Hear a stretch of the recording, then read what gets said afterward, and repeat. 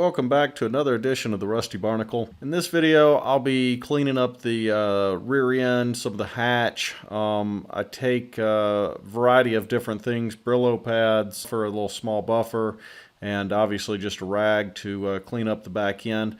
Some road tar and that type of stuff got stuck back there. Also clean up the bottom side as well. Here's some bonus footage of me climbing through the hatch to get the trim and some of the sections around the hatch there cleaned up. The actual mechanism that opens hatch was removed, so you have to go in the car and pop it open from the inside because of that fact. So, and then cleaning up the rest of the kind of fender here as well. Took out that air vent.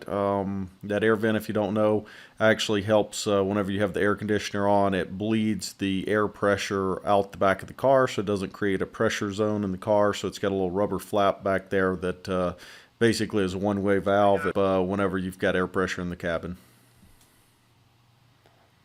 Hey guys, so I was cleaning the kind of back end here. I don't know how well that'll show up on the GoPro. Hopefully the microphone's working. And pulled this hatch trim off to clean around here. Again, the GoPro doesn't do a real great job, but vacuumed out a few things. Had some leaves and straw and stuff up the top. So going to vacuum that out, clean up the other side. The GoPro in the sun did not do well. It cut off due to heat, so that's why I'm just kind of manually recording it, maybe before and after. Hey guys, hope you enjoy watching the restoration of the Rusty Barnacle, Integra Type R 98111. Please subscribe and keep looking for updates. Thanks.